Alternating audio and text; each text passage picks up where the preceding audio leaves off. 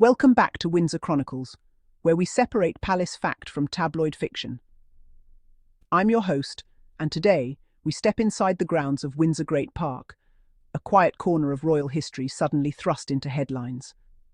This week's claim: that, but is that true?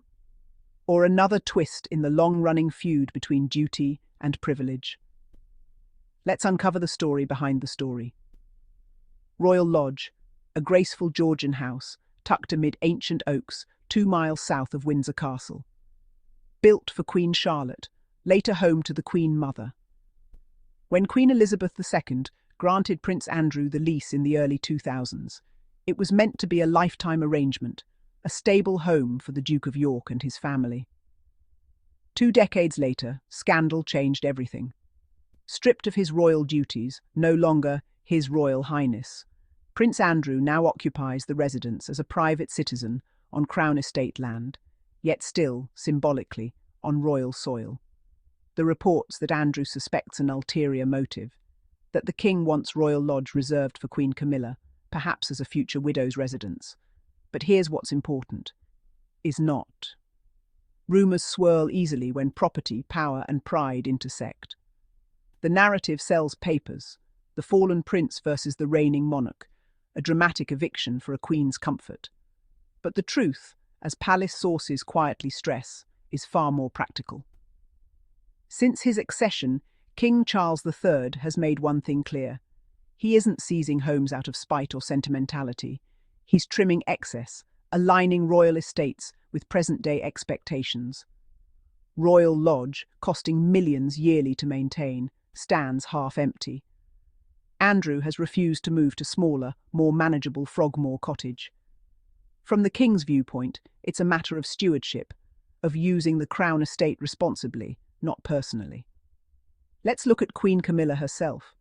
Despite decades of public scrutiny, she's never sought grandeur. Her beloved Ray Mill house in Wiltshire, where she cooks, gardens and reads, remains her personal haven. Friends say she enjoys its privacy more than any palace. Would she trade that independence for a vast 30-room royal lodge echoing with controversy? Unlikely. To suggest she's pressuring the king for property ignores everything she's shown us about her character: discretion, loyalty, and restraint. Andrew's defenders cite his cast-iron lease. True, he holds a 75-year agreement, but with conditions. Maintenance costs must be met, repairs must be done. If those obligations lapse, the Crown estate can review the arrangement.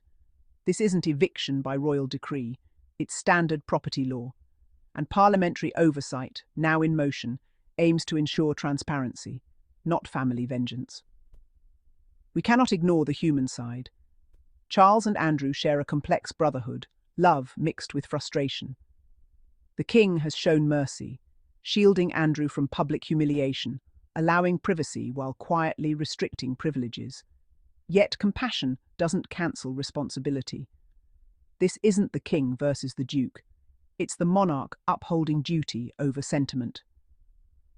Reports say Prince William wants the Royal Lodge issue settled before his own reign. That's not ruthlessness, that's foresight. William witnessed how indecision burdens the crown. He supports his father's resolve to end confusion now, to ensure that when the baton passes, every royal residence serves purpose, not nostalgia. So what truly drives this moment? Reform, not revenge.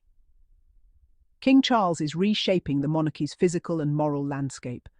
From downsizing palaces to embracing interfaith dialogue, every decision reflects one principle: sustainability. Royal Lodge may eventually become a functional royal residence again, perhaps for official guests, charitable retreats, or environmental initiatives. But gifting it to Queen Camilla, that theory collapses under the weight of reality. Headlines thrive on conflict. Brother versus brother. A queen's hidden agenda. Yet the public deserves nuance. Behind palace gates, there's more cooperation than confrontation. A family striving to adapt to a world that demands integrity. At its heart, this isn't about walls or windows. It's about, for the monarchy to endure, its members must embody service, not entitlement. King Charles's quiet insistence that each royal home serve the nation, not merely the individual, may define his reign as much as any grand ceremony. So when you read the claim that the king wants to evict his brother for Queen Camilla, remember, speculation often overshadows substance. The evidence shows a sovereign focused on responsibility, a queen who seeks simplicity, and a brother still finding his path after scandal.